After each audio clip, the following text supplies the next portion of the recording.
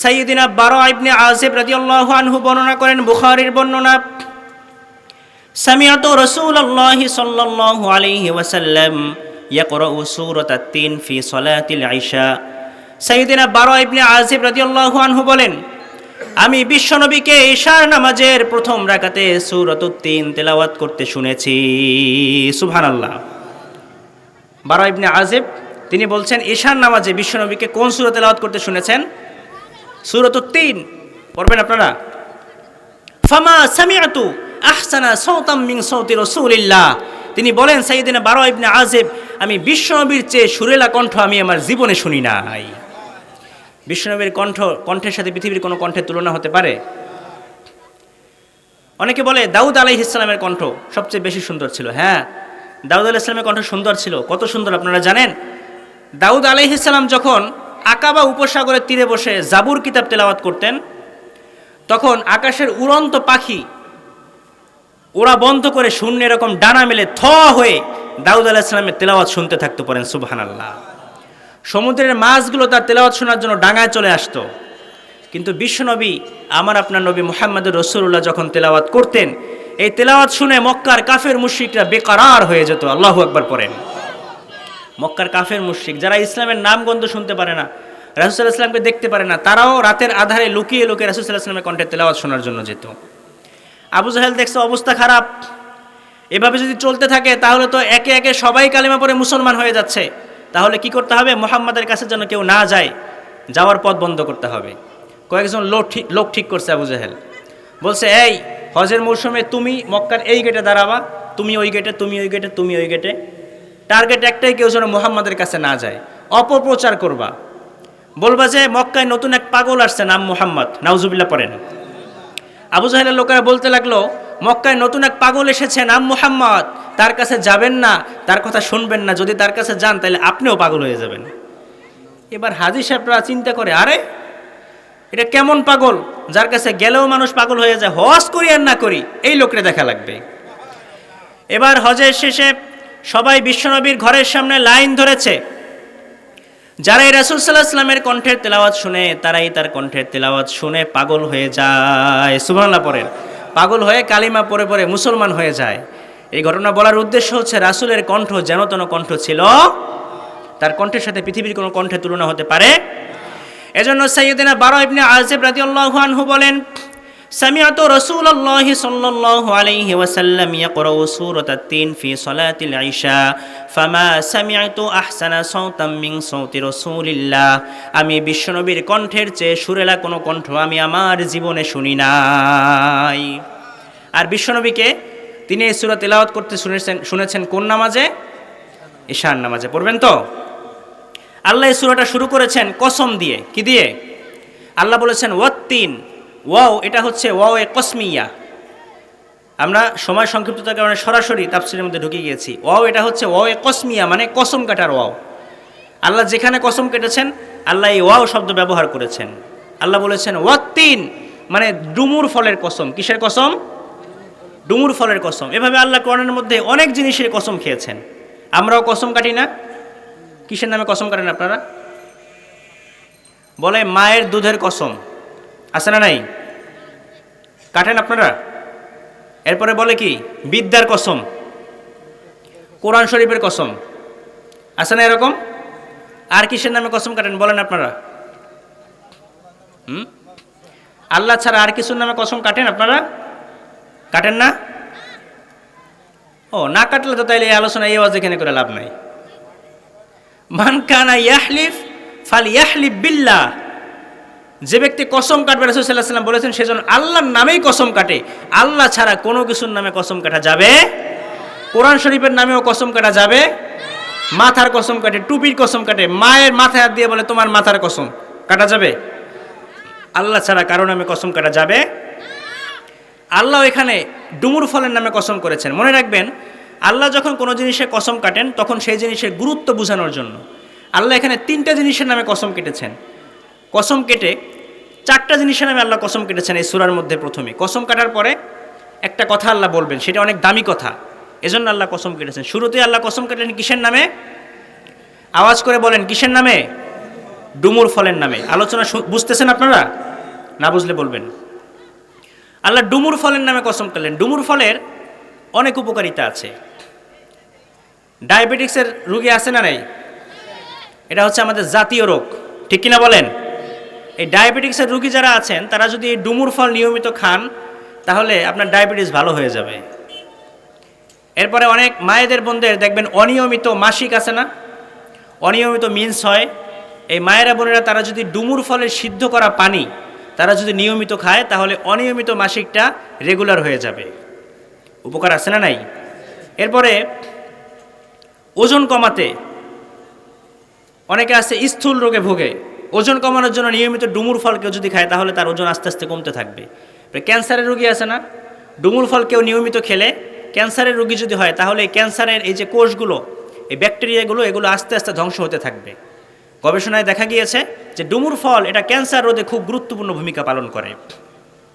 কালো ডুমুর হয়, সাদা ডুমুর হয়, আর এই ডুমুর ফলটা হচ্ছে জান্নাতি গাছ। কি গাছ? শুধু দুনিয়ার না, আরব কান্ট্রির ডুমুর আর আমাদের ডুমুর একটু ভিন্ন। আরব কান্ট্রির ডুমুর আপনারা দেখেছেন, আর আমাদের দেশে যেগুলো দেখা যায় একটু ভিন্ন না? একটু ভিন্ন, কিন্তু উপকারিতা দুইটারই কম বেশি আছে। এটা জান্নাতি গাছ। কি গাছ? আল্লাহ পাক রব্বুল আলামিন আদম আলাইহিস সালামকে যখন জান্নাতে পাঠালেন, পাঠানোর পরে এবার আদম আলাইহিস সালামকে আল্লাহ বললেন, আদম এই জান্নাতে তোমরা খাও, ঘোরো, সব কিছু করো, কিন্তু একটা নিষেধ আছে আমার।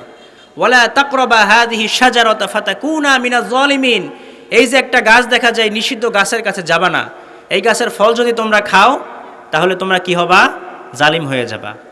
রব্বুল আলামিন বলেন, আদম আর হাওয়া তোমরা জান্নাতের মধ্যে থাকো, জান্নাতের নাজ নেয়ামত ভোগ করো, কিন্তু সাবধান, ওয়ালা তাকরাবা হাযিহি শাজারাতা ফাতাকুনা মিনাজ জালিমিন। এই গাছের কাছে যাবা না, এই গাছের ফল খাবা না, যদি খাও তাহলে তোমরা জালিম হয়ে যাবা। কিন্তু উভয়ে ভুল করে শয়তানের প্ররোচনায় এই গাছেরই ফল খেয়ে ফেলেছে। শয়তান অনেক লম্বা ঘটনা, একটার মধ্যে যদি ঢুকিয়ে দিলে তাহলে এই তাফসির আর করা হবে না। অনেক লম্বা ঘটনা। শয়তান প্ররোচনা দিচ্ছে হাওয়া আলাইহিস সালামকে, প্রথম আদম আলাইহিস সালামকে পারে নাই, এরপরে হাওয়া আলাইহিস সালামকে প্ররোচনা দিচ্ছে। দেখবেন নারীরা শয়তানের ধোকায় অল্পতেই পড়ে যায়। একটু কোনোভাবে যদি তাদেরকে মন গলাইতে পারেন তাইলেই দেখবেন শেষ, একেবারে সব উজাড় করে দিবে। কি ভুল বললাম? হাওয়া আলাইহিস সালামের মাধ্যমে শয়তান আদম এবং হাওয়া আলাইহিস সালাম উভয়কে জান্নাতের সেই নিষিদ্ধ বৃক্ষের ফল খাওয়ালেন। রব্বুল আলামিন বলেন, ওয়ালাকাদ আহিদনা ইলা আদামা মিন ক্বাবলু ফানাসিয়া ওয়া লাম নাজিদ লাহু আজমা। আমি আদম এবং হাওয়ার থেকে স্পেশাল একটা ওয়াদা নিয়েছিলাম, কিন্তু আদম এবং হাওয়া এই ওয়াদা রক্ষা করতে পারে নাই। পারবে কেমনে? তারা তো ভুলে গেছে। ফানাসিয়া নাসিয়া আদম ফানাসিয়া বানু আদম আলাইহিস সালাম ভুলে গিয়েছেন, এজন্য আমরাও ভুলে যাই না? ভুলে গিয়েছেন, ভুলে ফল খেয়ে ফেলেছেন। খাওয়ার সাথে সাথে যেটা হয়েছে, সর্বপ্রথম তাদের পরনে যে কাপড় ছিল এই কাপড় উড়ে গিয়েছে, তারা উলঙ্গ হয়ে গিয়েছেন। মনে রাখবেন, শয়তানের মিশন জান্নাতে যেটা ছিল দুনিয়াতেও সেইটাই। শয়তানের মিশন জান্নাতে ছিল আদমজাত, আদমের কাপড় খোলা, সে সেটাই করেছে। এবং দুনিয়াতেও দেখবেন যত ধোঁকা আছে সব কিছুর মেইন হচ্ছে, ওর টার্গেট হচ্ছে কাপড় খুলে ফেলা। ঠিক কিনা বলেন? এজন্য পুরুষের কাপড় বাড়তে বাড়তে টাকনুর নিচে নামে, আর মহিলাদের কাপড় ছোট হতে হতে উপর থেকেও নামে, নিচ থেকেও ওঠে, যত ছোট করা যায়। এটা কার মিশন বলেন? শয়তানের মিশন। নারীদের হচ্ছে ঢাকা থাকবে শরীর, আর পুরুষদের নাভি থেকে হাঁটু পর্যন্ত ঢাকা থাকলে এনাফ। কিন্তু পুরুষরা ঢাকে সব, স্যুট পরে, টাই পরে, ব্লেজার পরে, এদিকে টাকনুর নিচে প্যান্ট পরে, এরপর আবার শু কেস পরে, বাস একদম সব বাবু সাহেব, সব ঢাকা। আর ওনার বউরে নিয়ে রাস্তায় বেরোইছে, কিছু নাই গায়ে। ঠিক কিনা বলেন? এটা কার মিশন? শয়তানের মিশন। শয়তানের ধোকায় পড়ে আদম আলাইহিস সালাম এবং হাওয়া আলাইহিস সালাম যখন জান্নাতের সেই ফল খেয়ে ফেললেন, ফল খাওয়ার পরে যখন তাদের কাপড়গুলো উড়ে গেল, উড়ে যাওয়ার পরে তারা উলঙ্গ হয়ে লজ্জা পেলেন।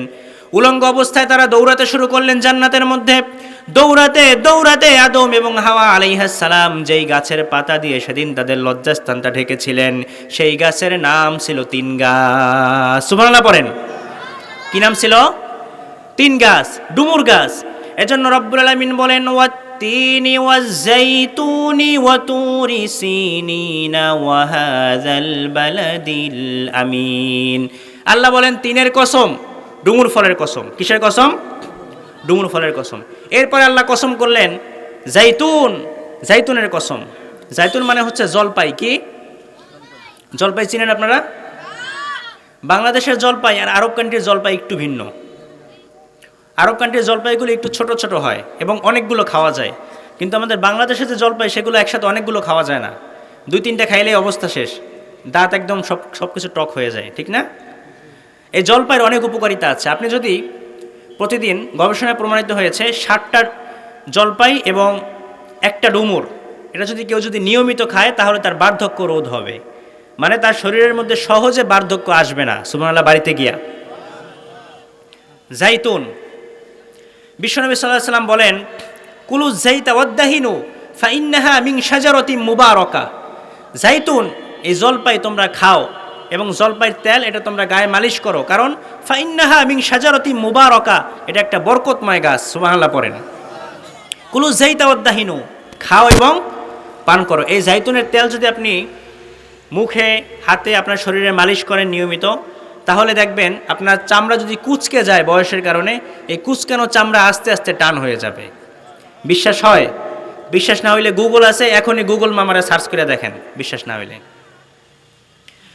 আবার বিশ্বনবী বলেন নি'মাস সিওয়াকিয়া জাইতুন, জাইতুনের ডাল, জাইতুনের মিসওয়াক কতই না চমৎকার।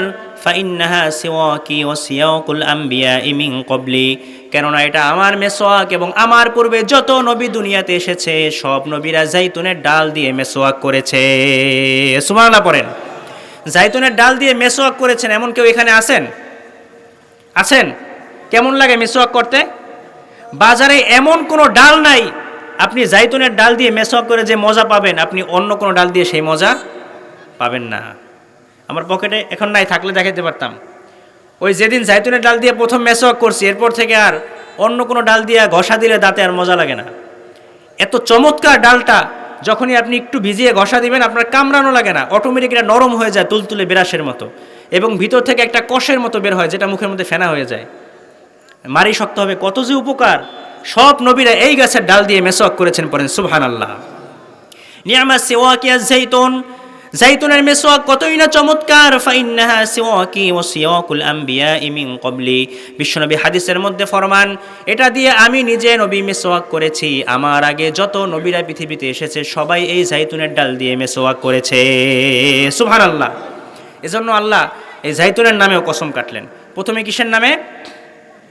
কিসের নামে? ডুমুর ফলের নামে। এরপরে জলপাই কিসের নামে? এরপরে রব্বুল আলামিন বলেন ওয়া তুরি সিনিন,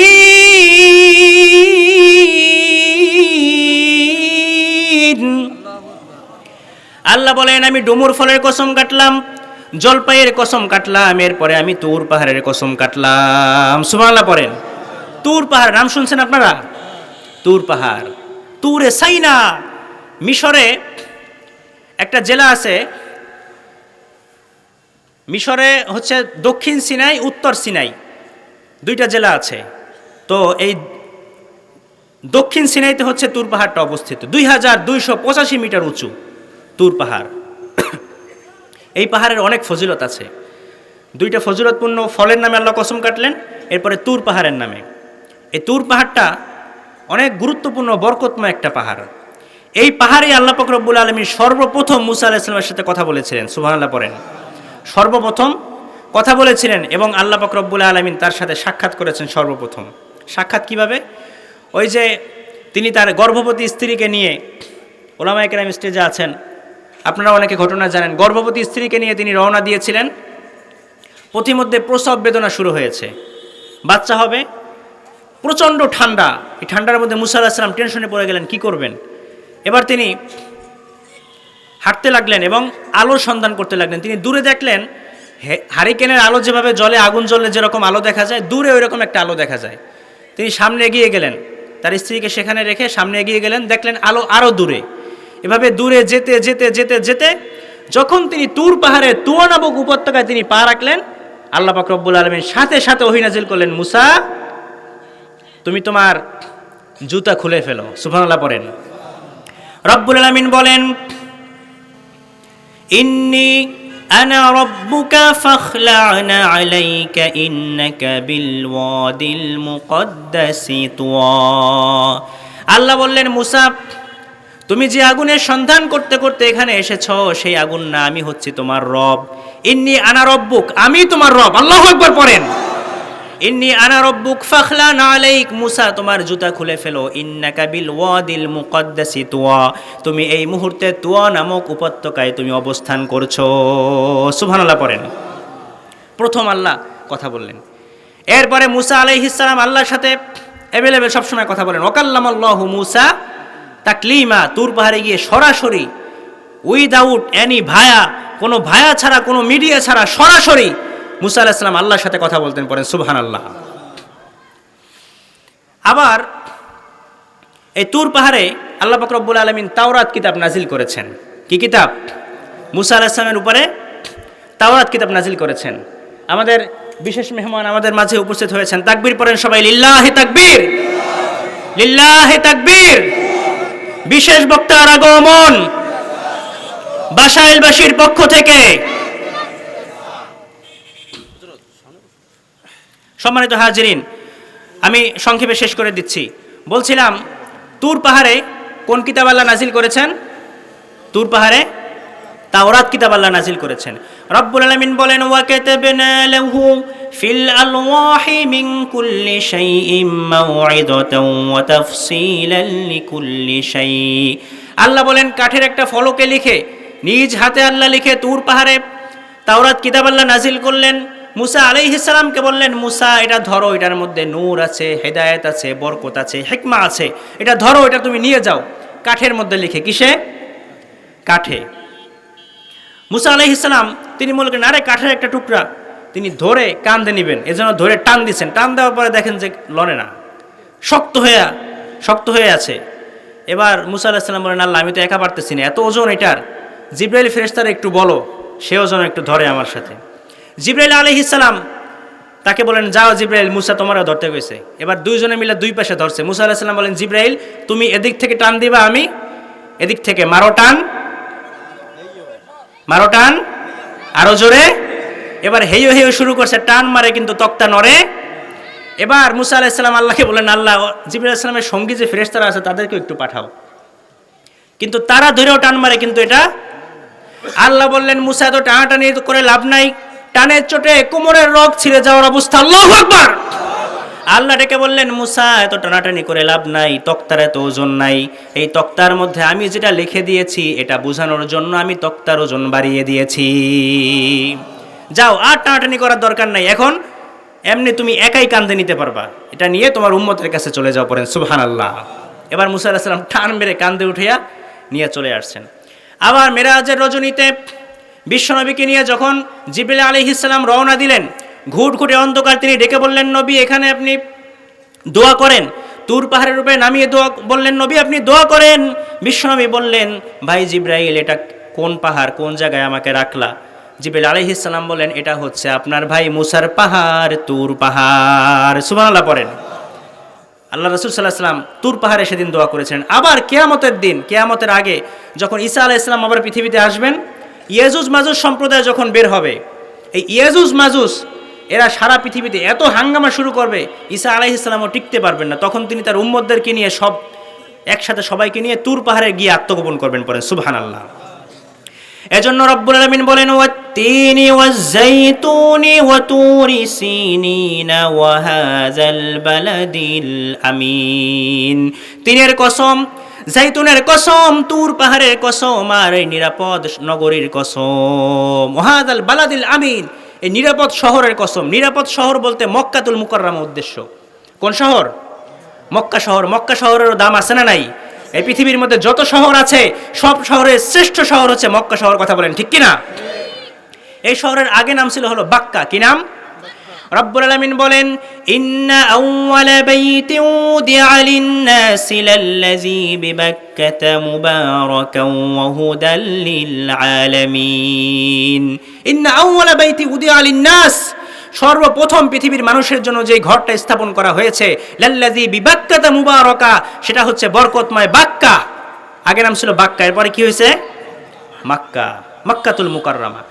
আবার বিশ্বনবী বলতেন, মক্কা তো আহাব্বুল বিলাদি ইলাইয়া লাউলা উখরিজতু লামা খরাজতু। মক্কা শহর আমার কাছে সবচেয়ে প্রিয় শহর। যদি মক্কার কাফের মুশরিকরা আমাকে মক্কা শহর থেকে বের না করতো, কশিনকালেও আমি মক্কা থেকে বের হতাম না। সুবহানাল্লাহ পড়েন। এই শহরের কসম আল্লাহ কোরআনে কেটেছেন। আল্লাহ ডুমুরের কসম করলেন, এরপরে জলপাইয়ের কসম করলেন, তুর পাহাড়ের কসম করলেন। তিনটে গুরুত্বপূর্ণ না? এরপরে মাক্কাতুল মুকাররমার কসম করলেন। চারটা সম্মানিত জিনিসের কসম আল্লাহ করে একটা কথা বলবেন, সেই কথার দাম কম না বেশি? রব্বুল আলামিন বলেন, লাকাদ খলাকনাল ইনসানা ফি আহসানি তাকওয়িম। আমি মানুষকে সবচেয়ে সুন্দরতম আকৃতিতে সৃষ্টি করেছি। সুবহানাল্লাহ পড়েন। মানুষের চেয়ে সৌন্দর্য পৃথিবীর অন্য কোনো প্রাণীর মধ্যে আছে? সবচেয়ে সুন্দরতম আকৃতিতে সৃষ্টি করেছেন। কত সুন্দর হতে পারে! একজনের চেহারার সাথে আরেকজনের চেহারার মিল আছে? মিল নাই। কত মানুষ যে মইরা ভূত হয়ে গেছে, আরো কত মানুষ আসবে। হ্যাঁ, এখন আমরা যারা আছি কারো চেহারার সাথে কারো কোনো মিল আছে? কোনো মিল নাই। এজন্য আল্লাহ বলেন, আমি মানুষের চেহারাটা সুন্দরতম আকৃতিতে সৃষ্টি করেছি। আবার আল্লাহ আমাদের দেখেন এই চেহারাটা কেমনভাবে সেটিং করেছেন। এই পৃথিবীর কোনো প্রাণীর এত সুন্দর সেটিং নেই। নাক কোথায় দিয়েছেন, কান কোথায় দিয়েছেন, যেখানে যেটা দেওয়ার দরকার। খাবার যখন আপনি খেতে যান, প্রথমে চোখ সেটা দেখে। প্রথমে সামনে চোখ আছে না নাই? এরপরে যখনই মুখের সামনে আনেন, নাক ঘ্রাণ পায় কি পায় না?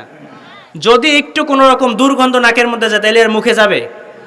দেখেন কি সেটিং আল্লাহ। যদি নাকটা পিছনে থাকতো, একটু চিন্তা করেন, নাক যদি পিছনে থাকতো, মুখ এইখানে, আবার চোখ এইখানে আছে। প্রথমে চোখরে দেখাইতেন, পিছনে নিয়ে নাকরে শুকাইতেন, এরপরে আইনে মুখে দিতেন। এবার জিহ্বা আবার স্বাদ যাচ্ছিবে করতে, স্বাদ ঠিক আছে কিনা, ঠিক কিনা বলেন? এই জিহ্বা আল্লাহ এমনভাবে সেটিং করেছেন, অনেক কয়েক হাজার স্বাদ একসাথে মানুষ এই জিহ্বা দিয়ে আস্বাদন করতে পারে। আবার চোখটা আল্লাহ এমনভাবে বানিয়েছেন, আল্লাহ চোখটাকে কয়েক মিলিয়ন কালার এই চোখটা শনাক্ত করতে পারে। সুবহানাল্লাহ পড়েন। আবার কান দুইটা কেমনভাবে দিয়েছেন, এই কান দুইটা যদি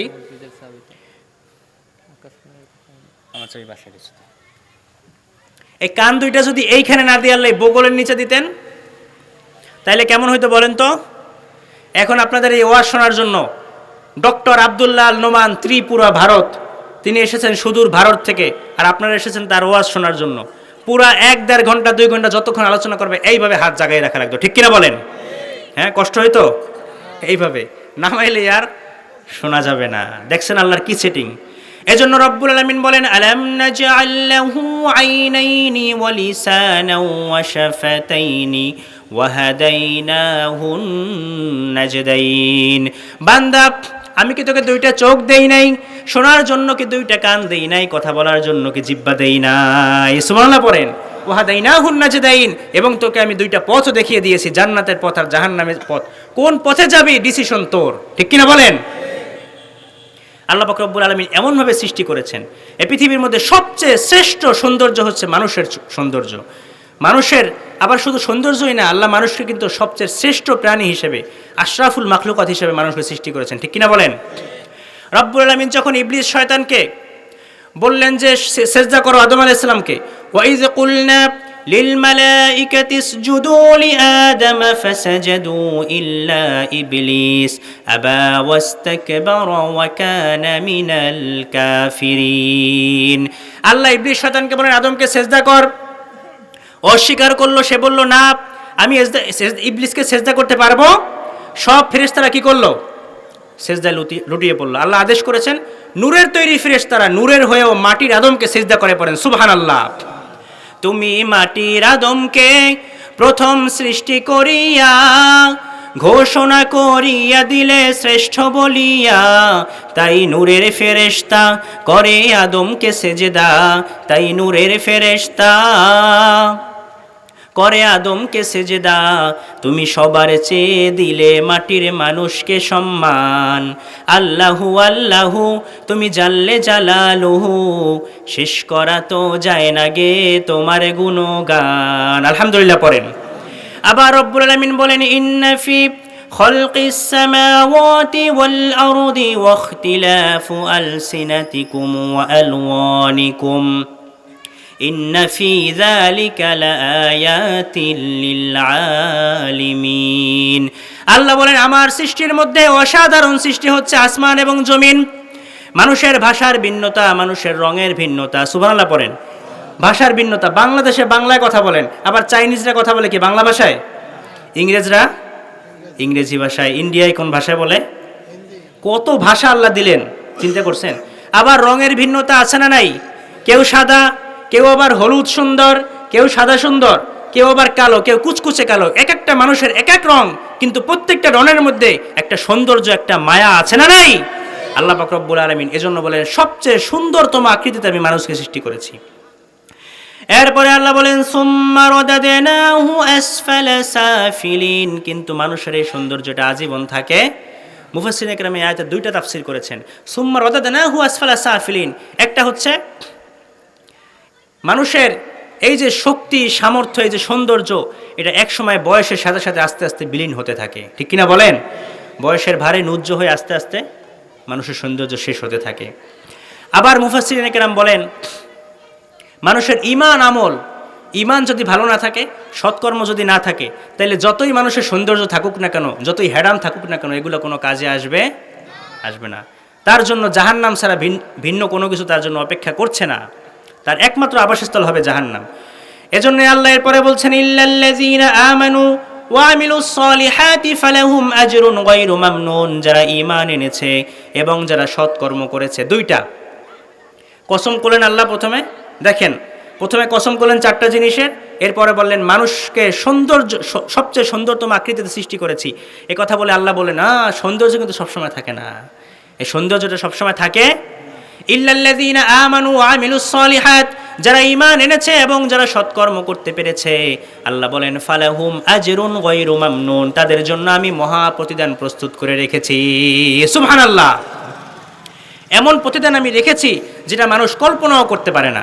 এই যে বয়স বৃদ্ধ হয়ে যায়, চামড়া কুচকে যায়, তারপরে কুজো হয়ে যায়, কিন্তু জান্নাতে যখন এই বুড়ারা ঢুকবে, তখন কি বুড়া হয়ে ঢুকবে? সব 20 বছরের তাগড়া যুবক হয়ে জান্নাতের মধ্যে ঢুকবে, পড়েন সুবহানাল্লাহ। তার মানে এই বুড়া হওয়া এটা কি সাময়িক। আবার এই যে ঈমান আমল যদি থাকে, তাহলে মৃত্যুর পরেও তার কি জান্নাত। বিশ্বনবী বলেন আ'দাতুল ইবাদিয়াস সলিহিন মা লা আইনুন রাআত ওয়ালা উযুনুন সামিআত ওয়ালা খাতারা আলা কলবি বাশার। হাদিসে কুদসির মধ্যে বিশ্বনবী ফরমান, আল্লাহ পাক রব্বুল আলামিন বলেন আমি আমার ইমানদার বান্দা বান্দির জন্য এমন একটা জান্নাত প্রস্তুত করে রেখেছি, মা লা আইনুন রাআত, পৃথিবীর কোনো চোখ সেটা কোনোদিন দেখে নাই, ওয়ালা উযুনুন সামিআত, কোনো কান কোনোদিন সেই রিনিঝিনি শব্দ শুনে নাই, ওয়ালা খাতারা আলা কলবি বাশার, চোখ দেখা তো দূরের কথা, আরে কানে শোনা তো দূরের কথা, কোনো মানুষের অন্তর সেটা কোনোদিন অনুধাবনও করতে পারে না। সুবহানাল্লাহ পড়েন। এজন্য ঈমান নেক কাজ, ঈমান এবং নেক কাজ দুইটা করার দরকার আছে না নাই? এই সূরার সারমর্ম কিন্তু এটাই। আল্লাহ এত কসম টসম এত কিছু করে আল্লাহ বুঝাতে চাইলেন বান্দা ঈমান এবং নেক কাজ ছাড়া আর পার পাওয়ার কোনো উপায়। এরপরে শেষে রব্বুল আলামিন বলেন ফামা ইউকাযযিবুকা বা'দু বিদ্দীন আলাইসাল্লাহু বিআহকামিল হাকিমিন। ফামা ইউকাযযিবুকা বা'দু বিদ্দীন, এত কিছু আমি বললাম, এরপর কোন জিনিস তোমাকে দিনকে অস্বীকার করার ব্যাপারে তোমাকে উৎসাহিত করে? কেন এখনো তুমি দিনকে এখনো তুমি অস্বীকার করো? কেন তুমি এখনো বুঝো না যে ইসলামী সত্য ধর্ম? আলাইসাল্লাহু বিআহকামিল হাকিমিন, আল্লাহ আপনাদের কাছে একটা প্রশ্ন রেখে তিনি সূরাটা শেষ করেছেন। আলাইসাল্লাহু বিআহকামিল হাকিমিন, তিনি কি সব বিচারকের শ্রেষ্ঠ বিচারক নন? আপনাদের কাছে প্রশ্ন রেখেছেন আল্লাহ। আলাইসাল্লাহু বিআহকামিল হাকিমিন, তিনি কি সব বিচারকের শ্রেষ্ঠ বিচারক নন? এই পৃথিবীতে যেই সমস্ত বিচারগুলো ন্যায় বিচার হয় না, এরকম আছে না নাই? বিচার হয় একটু টাকা দিয়া বিচার ঘুরে যায়, আছে না নাই? আবার মিথ্যা সাক্ষী আছে না নাই? এই মিথ্যা সাক্ষীর মাধ্যমে একটু টাকা পয়সা দিয়ে একটু ঘুষ খাওয়াইয়া একটু লাইন গেট কইরা বিচারের রায় ঘুরে যায়। যারা দুনিয়াতে ন্যায় বিচার পায় না, ন্যায় বিচার পায়নি, আল্লাহর দরবারে আহকামুল হাকিমের দরবারে কিয়ামতের ময়দানে আবার এই বিচার বসবে, কথা বলেন ঠিক কিনা? সেদিন পাই টু পাই হিসাব বুঝিয়ে দেওয়া হবে। যেই সমস্ত বিচারকরা সেদিন এই দুনিয়াতে অন্যায়ভাবে অবিচার করে, তাদেরও বিচার সেদিন হবে কি হবে না? এজন্য রব্বুল আলামিন বলেন আলাইসাল্লাহু বিআহকামিল হাকিমিন, তিনি কি সব বিচারকের শ্রেষ্ঠ বিচারক নন? কথা বলেন সব বিচারকে তিনি শ্রেষ্ঠ বিচারক নন? বিশ্বনবী সাল্লাল্লাহু আলাইহি ওয়াসাল্লাম বলেন, যখন তোমরা সূরা ৩ পড়তে পড়তে এই আয়াতে চলে আসবা, তখন তোমরা বলবা, বালা নাহনু আলা যালিকা মিনাশ